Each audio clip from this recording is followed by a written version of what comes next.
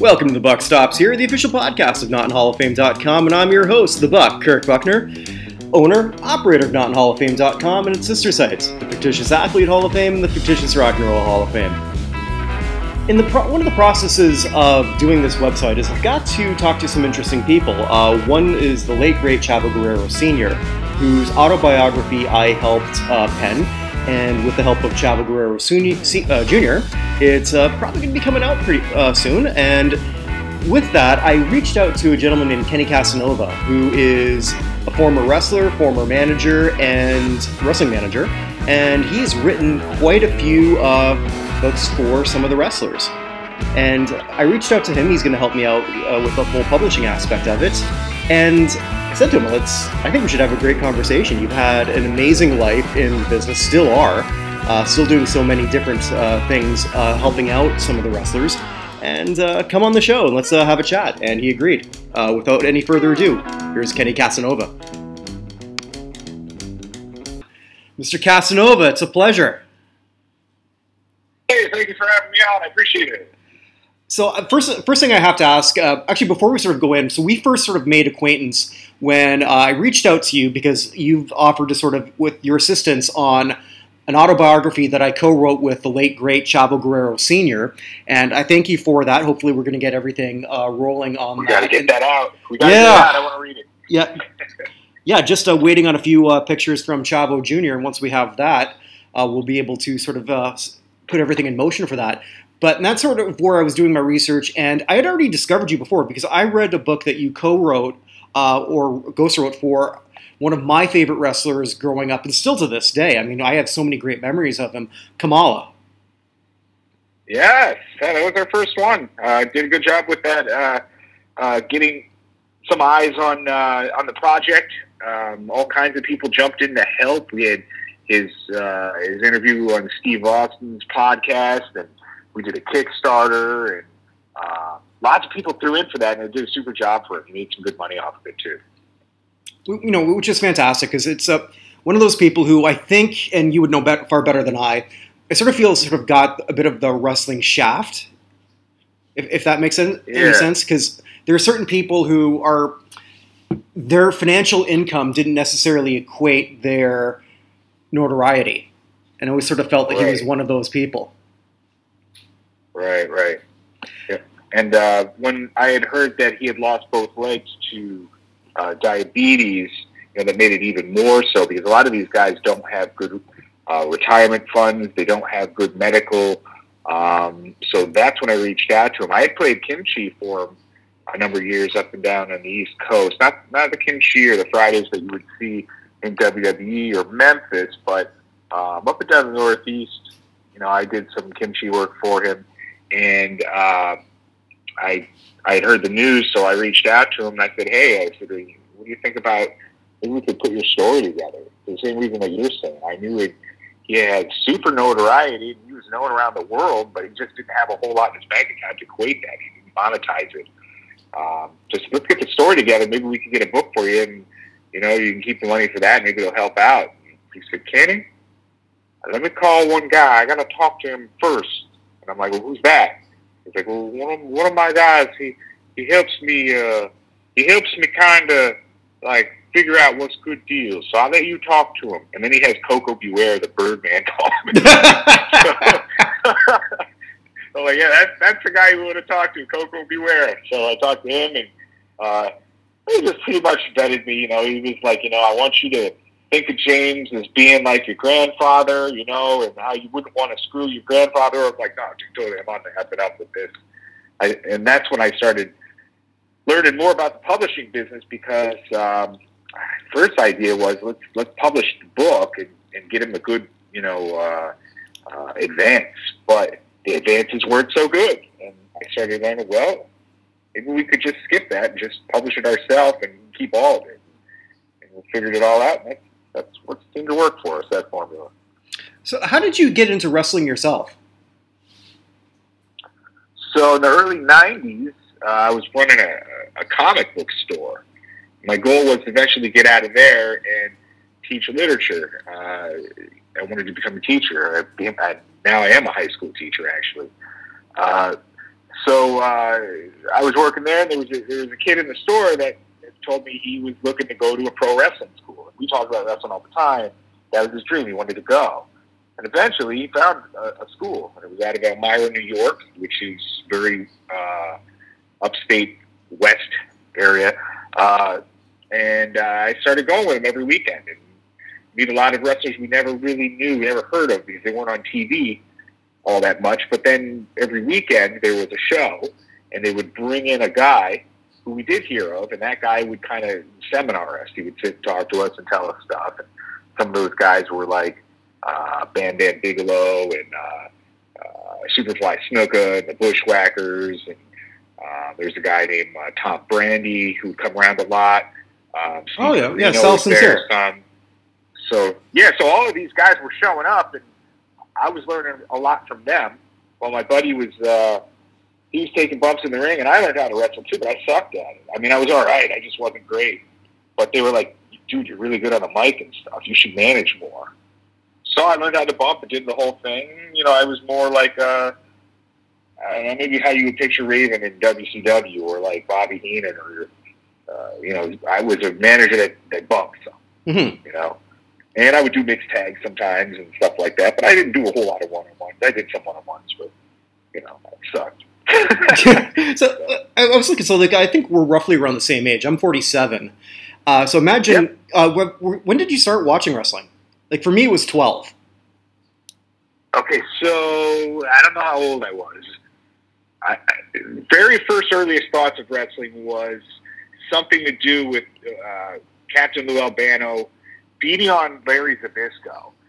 And I remember watching it a little bit on the TV in my mom's bedroom and thinking, wow, man, that guy, he's beating on that guy. And I didn't think much of it. And after that, really the first storyline that I sat and watched and understood, maybe I was 10, maybe 11. I'm not sure even, but it was Tito Santana versus Greg the Hammer Valentine. That was the first big feud that I could really comprehend and remember back to and understood it all. So and then full circle, you worked with Tito. Yeah, yep. And I told him that when I was putting the book together. I'm like, dude, this is the stuff that I grew up on. This right here. This is the main feud. And the thing with Tito too was funny because he was more relatable. You had Hulk Hogan at the same time, who was the larger-than-life big superhero that everyone, worshipped as a kid and the whole deal. But Tito had these comebacks, and he was a babyface you could relate to. So if he got beat up, you felt it. You felt for him, and you wanted to see him come back, and you sympathized with it all. So that feud, for those who might be listening that don't recall, the whole idea was Tito had messed up his knee, and he was going to go out anyhow. He needed some kind of operation, and he mentioned it to Piper backstage, and Piper's like, "Oh, kid, you should go and make an angle out of it." So he plugged it to be Orndorff. Paul Orndorff was going to take him out and hurt his knee, and then he would come back, and he would try to take and win his title back. He had the Intercontinental belt at this point, and he was going to use the same move against the guy that put him out with that move. That was kind of the figure formula. 4. Yeah, figure 4, and at the time, Greg the Hammer Valentine was doing the figure 4. And that's the move that it became. But at first, it would have been Paul Orndorff, but he had some kind of heat. So I'm not sure. I mean, if maybe Paul Orndorff was still there, maybe Tito would have been doing pile drivers. I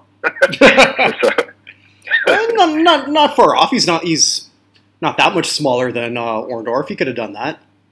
And right. Yeah, then talking full circle, like because he's a teacher now too, so you're both working on lesson plans. Yeah. Yep. Go figure. And also, just a segue about Tito. Thank you for helping arrange the interview that I got to do with him. And it was a pleasure. Like, such a down-to-earth person. Yeah, he's great. He's great. Like, trying to get him not to be humble seemed impossible. Yeah. What's funny, too, is I helped him get another interview with another podcast at some point.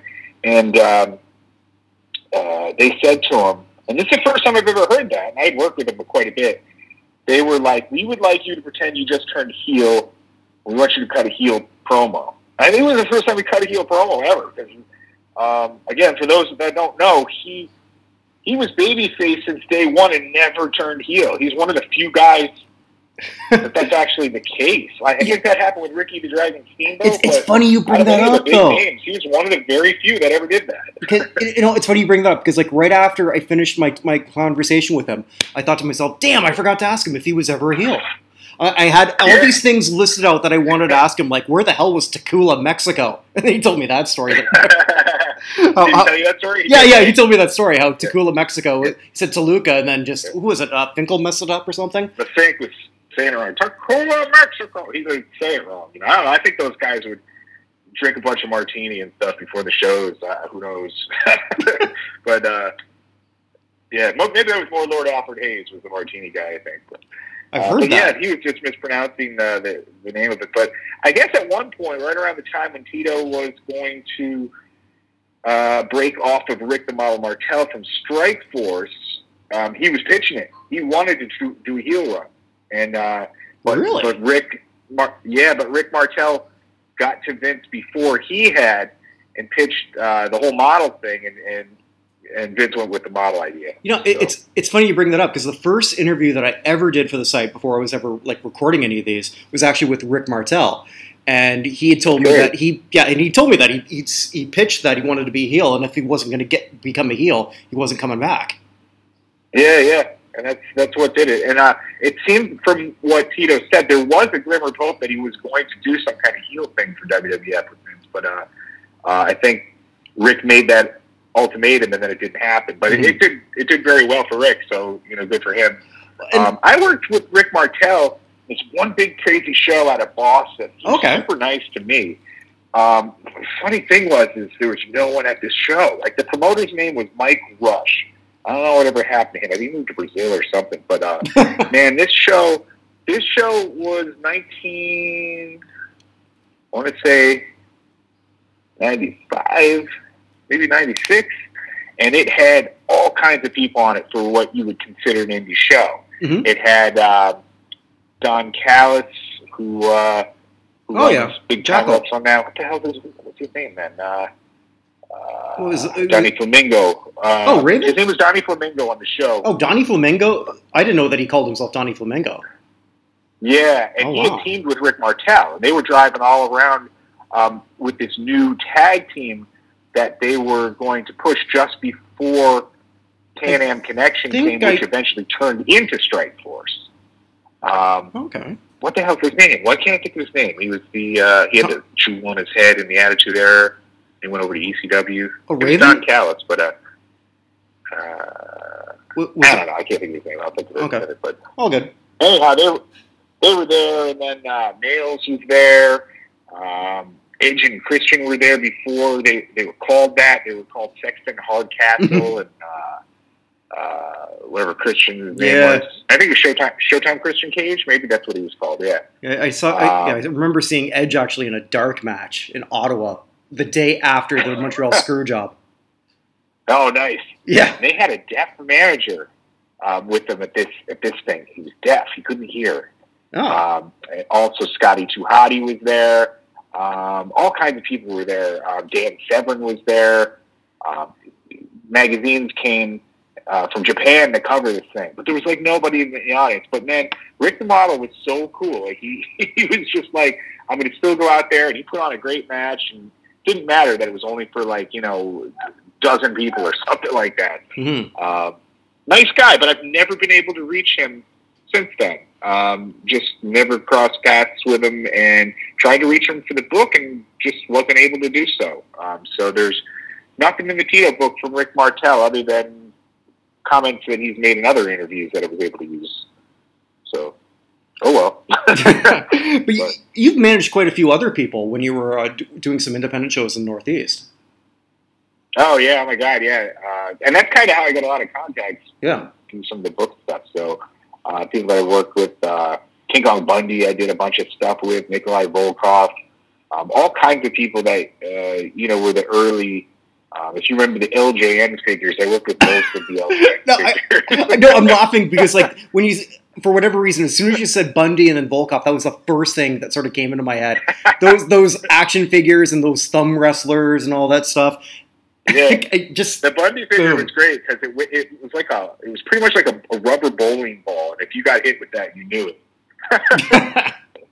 So, but yeah, I worked with all kinds of those guys, and basically what happened was, the mid to the late '90s, when some of those guys were stepping out of WWF, they were stepping into the independent scene in the Northeast. So if a lot of them had connections like Bundy did to New Jersey or like Superfly Snuka, they were working on the same shows that I was. So then I'd get to work a lot with these guys, taking headbutts from Snuka or Bundy slashes or whatever, miscue spots and stuff.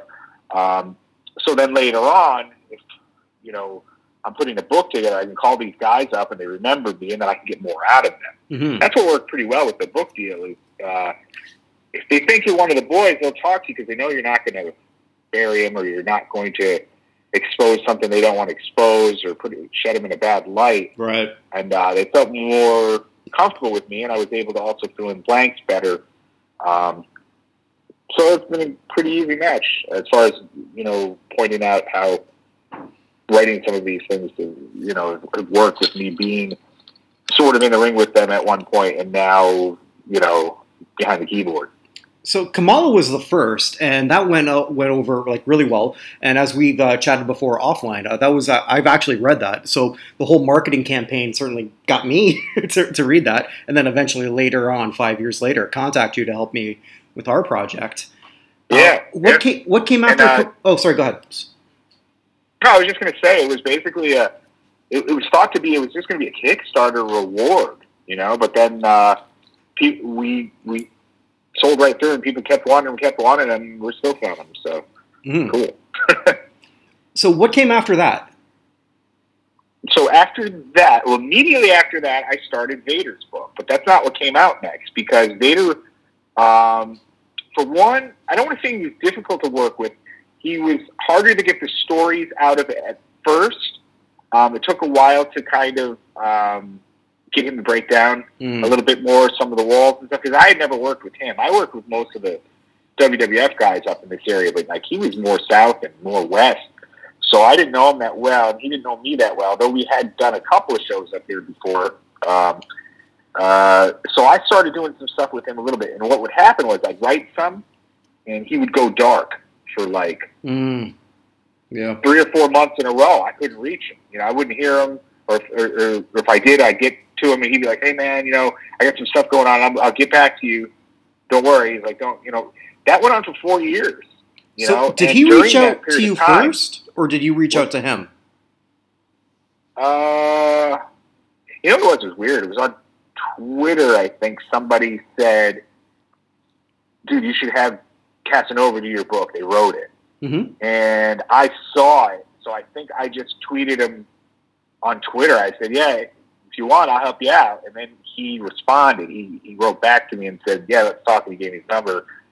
Then we got talking, and I remember this was funny. Like I hadn't heard from him maybe in 6 months, and I started to get worried that we weren't doing it anymore, even though I had probably about a third of the book written.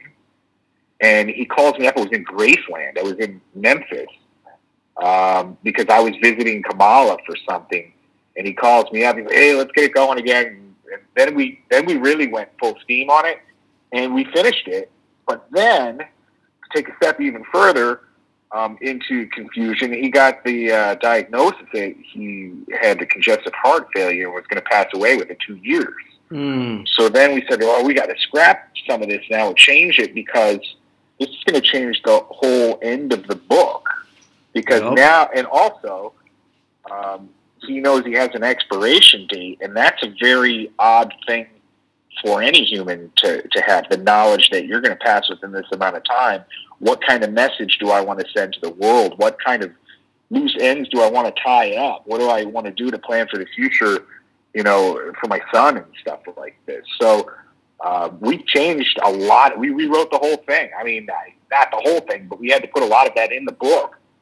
Because if he's telling a story now, his story is going to have a little bit of of a different voice in some places. And also, he didn't want to come off like the total jerk in a story where he may have not minded that in the past. He didn't want to leave behind negativity, and be remembered, and maybe by somebody reading the story as being some kind of bitter, negative individual, where he could fix that by telling the story a little differently. So the book changed big time. So that book really went through a bunch of changes. So it actually went like this.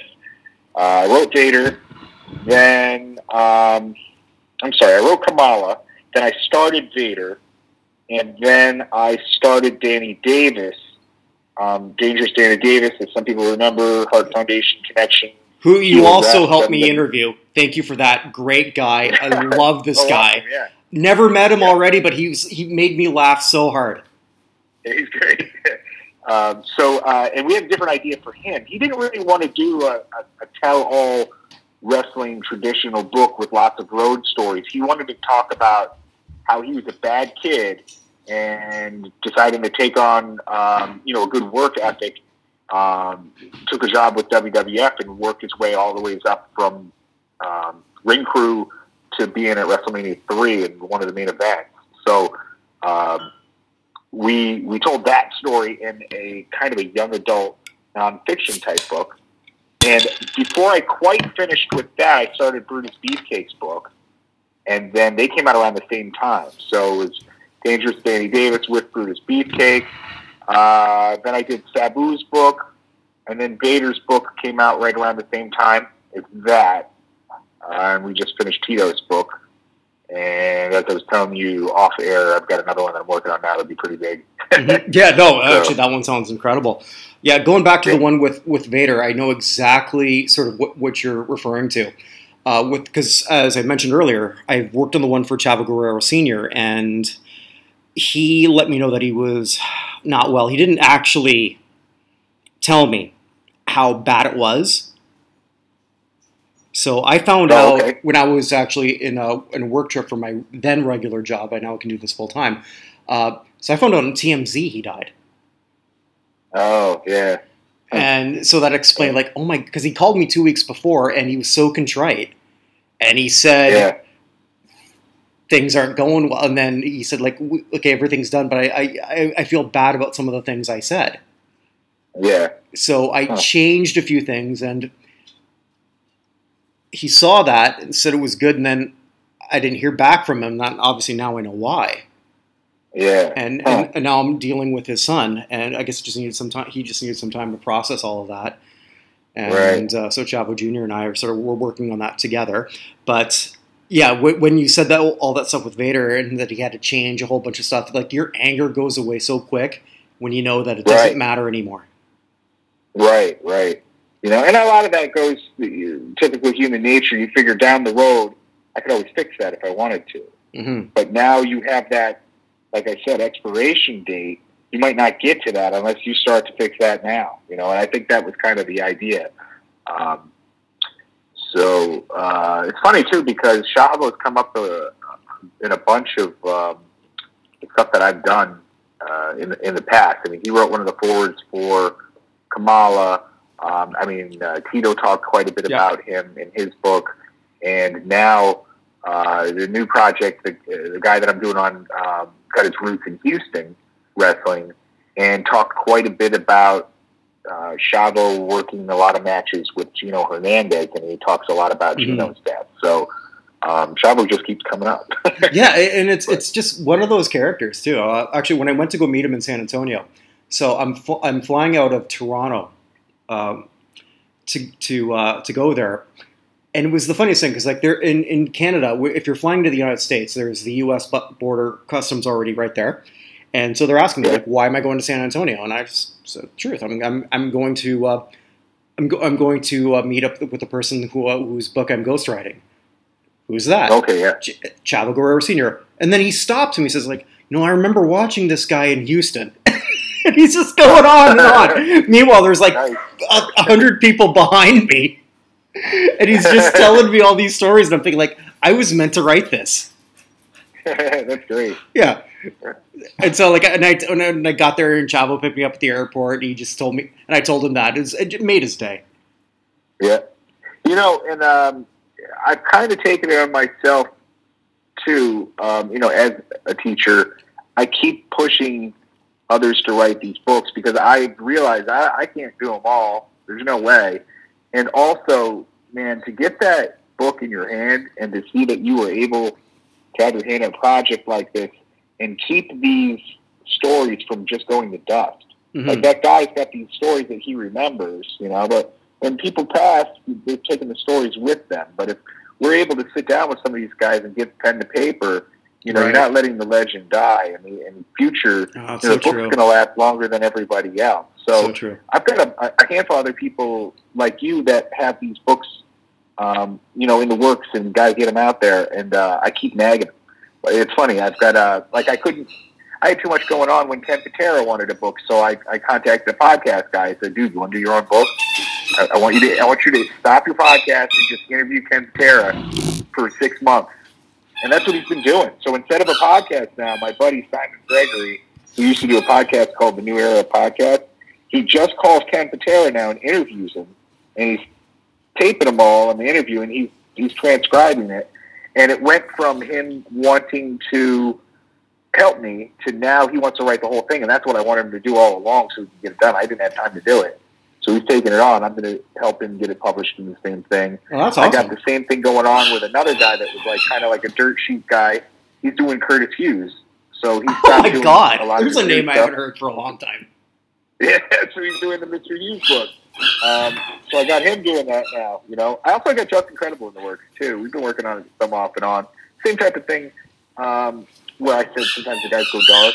Like right now, Credible's dark a little bit. It's not meaning it ain't going to happen. We'll just get to it when we get to it. We got about a third of it written, Then there's this guy named Wes, who, when I was writing the Sabu book, who Sabu talked a big story about early on. He worked for a guy in Canada named the Bear Man, or also known the Wild Man, Dave McKigney. I know who exactly. Yes, yeah. You know who that is? Well, yeah, Bear. Yeah, because just as a Canadian, I think he did a bunch. Yeah. The Wild Man. Yeah, was he the guy with the twins or? He He had it's not the Thompson twins. My head's coming up with the name, but the Thompson he had twins. Two twins that went around with him. Yeah, something like that. Right? There's your 80s DJ in you coming out. The Thompson twins. Hold me now. Yeah. So, but it's like the McGinley twins or something like that. They were on beer commercials. Yeah, but I think they were from Hamilton. If I remember right, they were in a commercial with it wasn't Maurice Vachon, but it was some like that they were doing an O. Henry commercial. The McKinney. I know I can visualize them. I think one of them passed away with Adrian Adonis, I think.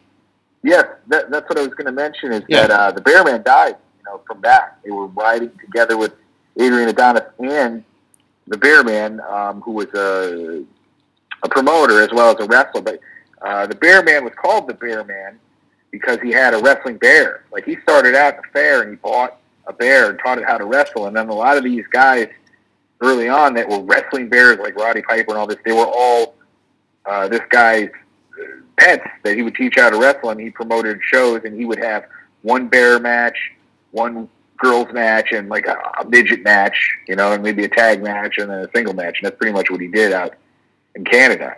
So, anyhow, I was doing the research for that. I found a Facebook page with this guy that had all kinds of stuff. He had like posters and clippings, and I'm like, man, you should write a book. He's like, nah. I'm like, come on, man. I put this story together that I put in here with Sabu's book. You got all this stuff. You could easily do it. Nah. Then one day he writes, I'm going to take all of my posters and I'm going to turn it into like a little booklet, a digital booklet. I'm going to send it out to everybody. I said, listen, you bastard. I'm like, all you got to do, I'm like, each poster, write me one page about that poster. He's like, oh my God, I could easily do that. And now I've been following that page and watching him say, I've got this and I've got that. And now he's all excited, and I sparked that lighter under his ass, and he's going to write a book on this guy. And I think it'd be real cool because it's a real random name, but like people in Canada definitely know him. But to hear about how, man, one of this guy's bears killed the guy's girlfriend, like mangled her. Like, he's got horrible stories. So it's going to be, it's going to be something to see in paper. So wasn't he in the East Coast? That's kind of my new thing. I'm pushing people to write books if they can. Wasn't the Bear Man like in the Maritimes? I think. Oh, I'm not sure. Not sure, but yeah, the story where he died is kind of interesting. Adrian Adonis had just come in for a loop up in Canada. He had a bunch of cash on him because he had just came over. He just flew in from Baba, all Japan, and they paid him all in cash. So he had all this loot on him. Oh, yeah. And they were driving somewhere, and it was like middle of the night. And they came around a corner, and something like a deer or something ran in the street. Oh, it was a moose. The guy swerved. It was a moose. I think you're right. Yeah. Yeah. And the car went down into a ditch off a bridge, and there was a ring truck right behind him. And one of the twins, I think, died instantly. Wild Man, the Bear Man, was driving. He died, and Adrian, they say, was almost dead. And one of the ring crew guys ran to come help him, fish him out or whatever. And I don't know how much truth there is to this, but at least the legend and the way that Sabu told it and what other wrestlers said, the guy, like, pushed Adrian, took his cash and said, screw you, and didn't help him and let the guy die so he could get to his loot, I guess. And, so that's one of the behind-the-scenes crazy stories that you hear, is that this guy could have helped him but took his cash and let the guy drown. So, but Adrian died that day, too. What's that? Didn't Adrian die then, too? Yeah, that's what happened. Rather than to get the help from the guy in the ring truck, the guy pretty much opened the hatch, the back of it, and dug out Adrian's money and just let him go on. Okay. The other guy did. Okay. Yeah. I see. Okay. Yep. Yeah, and the thing, from what I was doing some, I don't know why I was even looking at this. I went down some, like, a YouTube rabbit hole.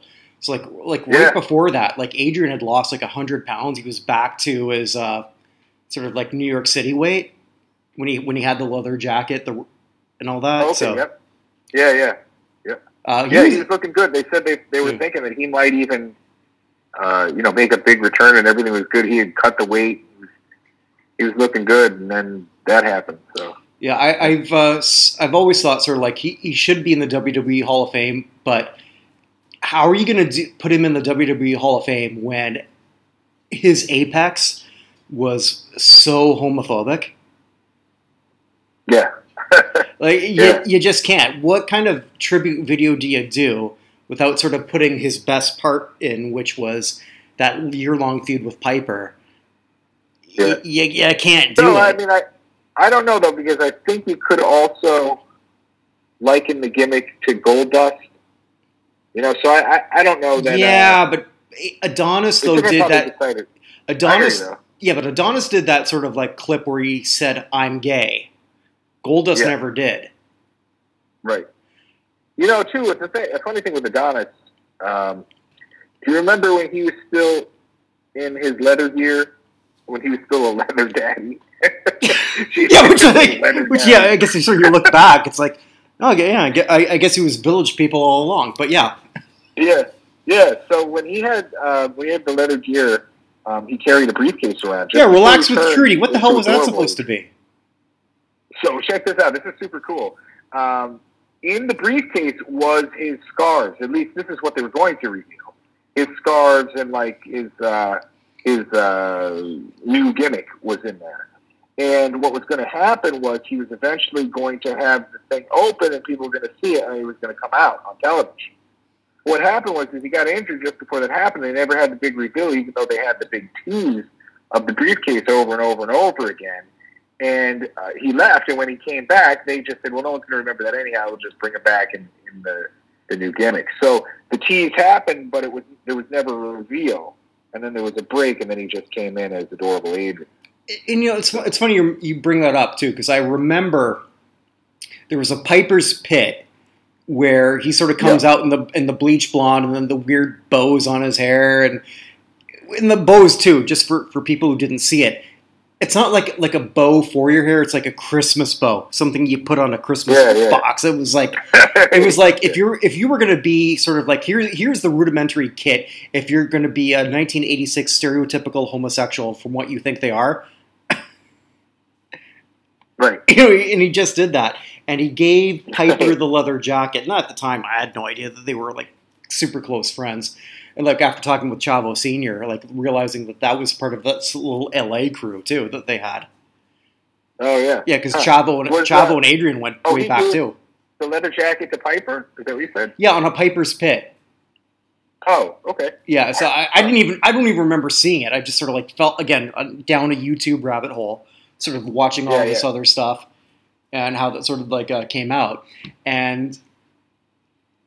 It's just sort of like one of those things. I remember seeing him then at Maple Leaf Gardens, and he played that to the hilt. And then, looking back, it's like, okay, this guy's clearly playing because he was the furthest thing from anyone who would be sort of like at any kind of gay bar. But you don't know that when you're a 14-year-old kid, right? So it's funny too because when writing these books, you hear these little stories and stuff like that, and you think which ones you want to put in and this and that. When I wrote Brutus Beefcake's book and Tito Santana's book, they both came up with the same story and they both wanted it in there. It was Adrian Adonis taking on Dan Spivey backstage. I've heard about that. What's that? No, I've heard about that. That's where Spivey took a punch at him. But please, go ahead. Yeah, so Dan Davis talked about it too. So like three guys, and it's just funny to hear the same story, and you get a little bit more each time I hear the story. Get these little details. So like when I was telling Tito's, I already knew the story from Beefcake, but then I got even more of it. So basically what happened was Dan Spivey came in to replace Barry Windham in the USA Express, but it's not really what happened right off the bat. He came in and was an enhancement talent to some degree. And most of them thought he was a younger guy, 20s or so, but he's actually in his 30s. And he was a bouncer, and he was also a bit of a loan shark for guys. He would go around and break people's legs if they didn't pay money. He was a tough guy. And people didn't know this. So they put him in there with adorable Adrian one night, and Adrian's doing his snot gimmick where he blows the snot rockets up on his hands, and he goes to lock up with him. And Dan Spivey's like, dude, if you do that again, I'm gonna kick your ass. I don't want this. I don't want your boogers all over me when I'm wrestling and stuff. And Adrian's like, who's this kid to like say anything to me like this? So the next night, Adrian starts stiffing the hell out of him.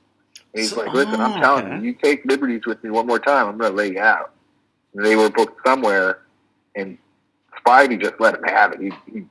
He hit him in the corner and beat him up and knocked him out. And then a ref comes over and doesn't know what to do because the finish is supposed to be Spivey taking a pin, but Adrian's laying on the mat, and Spivey's like, I'm going to pin him now, and you can count. He's like, or you can do whatever you want, but I'm not taking the fall for him tonight because he tried to knock me out again. So the ref's like, geez, what the hell do I do? So Spivey went to pin him, and the ref's like, I'm not doing it. He's kind of like, putting his hand under the shoulder, like saying, he's not really like, you can't pin him. So Spivey's like, all right, screw you guys, and he just leaves. So they did a count out. So he gets the back. Eventually, Adrian gets up and it's pissed, and he comes back in the back, and he's ready to take him on, and he dives at Spivey's leg, and Spivey sidesteps him and just hits him with another uppercut and knocks him out again. And now they say you could see the bone sticking out of his face on his cheek that hit him so hard. They started calling him like the left-hand man and all of this, and Spivey like kind of like got over it, like with all the boys in the back, and Adrian just stayed clear of him, and then eventually he was gone. So while that was happening, though, like little things that I picked up is from Tito's, when they got back there, everyone knew the fight was about to happen. And I said, well, what did you do? Did you try to break him up, or were people pulling? He's like, I started moving the furniture out of the way. So Tito's moving the furniture out of the way. He said that's what you would do. If you It's like, you let those guys like handle it real quick, and then they'd be done, and there wouldn't be any of these problems anymore in the ring because they finally settled it. So that was kind of a cowboy Bill Watts way to settle stuff, was to let the guys kind of have it out, and then they'd be finished with it. They'd go back to regular business. Yeah. So one of the guys you're writing for, so I can see the segue to Tito because you had met him before. Where did Sabu come from? Because how did you meet up with Sabu? Sabu, I had worked with much any of those guys until more recently, because anyhow, the ECW locker room was really tight. They didn't let a lot of people just kind of hang out and stuff. They were almost cult-like, you know what I mean? So back in the 90s and stuff, when ECW was hot, I was doing independence. I had worked some with Joel Gertner. I worked some with Just Incredible. That was about it. That was only my ins to ECW for the most part. I did get a, what do they call that? The Dudley move. Oh, through the table. Yeah, they hit me with that on some show. So that was about it, though, I think. So anyhow, just there was a girl manager named Liz Savage. She was friends with Sabu and said to him, "Hey, you should have Ken do your book." And she contacted me, and I contacted him, and it just took off running, which was neat for me because it was all different stories now. Because Kamala had a little bit of crossover with Tito, and Tito had a little crossover with Bruce Beefcake stories and the like with Danny Davis. So, but now Sabu, that was a different era almost. Not really though, because he started a lot earlier than some people give him credit for. He started like early '80s, so but he did a lot of more new age stuff at the time and all. So, but yeah, that one kind of came through again, like a friend of a friend kind of situation. Mm-hmm. And how was he to work with? Yeah. Cool, man. I mean, he would call me up, and at first his concern was when he read the first bit of the book that I was writing, he's like, "What's that word say?" I'm like, "What? Despicable?" Yeah, I don't even know if I know what that means. Like, I guess I do, but I would never use it. So then I realized, okay, I got to write this more in a caveman, more in a, very primal, choppy, less, what's the word? Less fancy kind of way of speaking. And then he saw it, and he's like, okay, now I see myself in the book, and I get it. I'm getting it, now. So it just took me a little while. I had to get. That's a big process that I go through with the ghostwriting. They do the interviewing, they get all the stories down, maybe send them a draft. But come halfway through the book or so, I'll realize, geez, he wouldn't say it like this, because now I know his voice, I know how he talks. For guys who have podcasts and have stuff out there, you can kind of, if you listen to them for a couple hours here and there, you'll know how they speak, and you get that and stuff like that. I almost leaked who I was doing the next book for. So, but the next book that I'm working on. Everyone's got a podcast. You didn't leak anything. Yeah. Well, you guys can figure out by me talking. That's fine, but I won't confirm nor deny. But one of the biggest wrestling podcasts out there. Two guys on it. The one guy that I'm doing it on. Just from listening to his podcast, I've eliminated hours and hours of the process of, okay, I have to go back and write it to how he would speak this now, after figuring that out after a number of interviews, because I've already heard hundreds of his hours of podcasts. I don't want to say hundreds, but a lot of them, hours of podcasts. So I've already got that. I think you'll probably realize that once you get the whole Chavo book together, toward the end of it, you would probably get how he would speak a little bit easier than how it started out. It was kind of ironic, though. He didn't want to necessarily go the way he spoke. Oh, okay, I hear you. Yeah. So, in that case, I mean, I've got something that I think is excellent, but not necessarily the way he would actually verbalize it. But he was happy with the way it came out. Because, he probably had a bit of, I don't want to say broken English, but he probably wanted to dress up where he might lack in speaking English. In right? some ways, yeah. In some ways. Actually, Chavo, you talk about like teachers. He was a history teacher. Yeah. Huh. Yeah. Yep. Like back in El Paso. So, but just sort of like, but he would speak in sort of like, I don't even know how to sort of describe that. The way he spoke is not necessarily the way it was written, but I can say when it all comes out, he saw every chapter. So he approved every chapter the way it was sort of done. So, you know, I try, you know, it's one of those things too, because like also now I'm crossing ethnic lines. Right. You know, because like a middle-aged white guy trying to sort of like speak for a senior Hispanic. You know? Right. Right. And it was a struggle in many ways, and I had that conversation with him. Oh my God, so I don't know how many times. Like, am I Chavo? Am I capturing your voice? Yeah, man. Yeah, brother. Yeah. And meanwhile, he's sounding like Cheech from Cheech and Chong. But it's like, okay, if you're happy with it, and I'm getting what you want, then this is a win.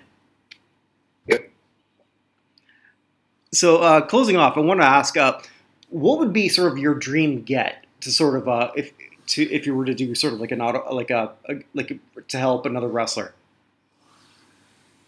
Huh. You know, I think it'd be neat to do a rock star instead of a wrestler, but I don't know if I could do it as well because I can't fill in the blanks. All right, that's fine. So who would the rock star be? Oh, I don't even know, to be honest with you. I just think it would be neat to jump into a different genre. But I mean, as far as a wrestler is concerned, a big name, like a big name like Hogan or who doesn't have a book out there though? That's the thing. If they're a big name, they usually already have the book, so they don't need it. Mm-hmm. So yeah, I don't know how to exactly answer that. All right, so let's say rock star. Jeez, I don't know. Let me think. And I would imagine they already have books, but I mean, probably somebody that I grew up liking, like maybe like Steven Tyler book would be cool or something like that. You know what I mean? Something like that would be neat. Steven Tyler, How I Morphed into an Old Woman book. Yeah, there's some truth. Well, yeah. I love Aerosmith, but. Yeah, watching him age sort of is giving me my template as to what not to do. He does some weird stuff with his hair. It doesn't help either. So. Yeah, well, I'll put it this way. I can't listen to Dude Looks Like a Lady the same way. So, anyhow, I guess I can answer that. Your question, the more that I'm thinking about it. Yeah. I have approached both Scott Hall and Kevin Nash, and neither are interested in writing the book right now. I've also approached Jake the Snake Roberts, and he is and has a manuscript that's over 1,200 pages long. So it would be a lot of editing and a lot of chunking and taking stuff out and stuff. But there's a lot of stuff there already. But the problem with Jake is he needs to make an agenda or it's not going to happen at all, and he hasn't made an agenda. And I don't even know if I'd be the guy that's necessarily capped, though we've talked about it a number of times. So, could happen. Did Jake write it? Yeah, he's been writing stuff forever, supposedly. Next time you talk to Kevin Nash, you can ask him why he's blocked me on Twitter. Well, I'll have to. Do you have any clue? Was there some kind of like? No, nothing. I have absolutely no idea because like on the website, it's sort of like the only time he was ever tagged was before he got into the WWE Hall of Fame, and I did like a countdown on the thing. It's like at number 15 is Kevin Nash, and that was it. And like just with that, and then like I'm on like I think PW Insider or FW or Melter's site, whatever it is, Wrestling Observer. And then it was like, Kevin Nash says something. I'm like, oh, okay, what did he say? And then I clicked on the Twitter, like, you are blocked. Like, what the hell did I do? The only thing I could think, too, with some of these guys is that you shared something they saw that they didn't like, No. and then rather than to show, well, I mean, nothing your own. You could just share somebody else's whatever. You could say, "Oh, check this out." Yeah, but I never share anything. Oh, man, I don't know them, man. But no, obviously I'll never know. I'll tell you offline too. I have somebody who blocked me, but I can't say what it was about, or I don't want to ignite it right now. It wouldn't be a good time to ignite it. When we get offline, I'll tell you who I'm blocked by. Yeah, we'll stay offline. I got a couple more things to ask you too.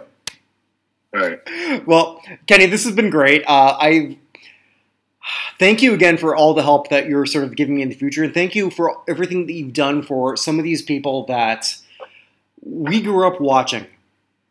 And it's fantastic. I have nothing but great memories of late 80s and early 90s wrestling, and for what you've done for some of these people, I think it's incredible. Thank you so much. No, I appreciate it. Thank you for having me on. All right, my pleasure.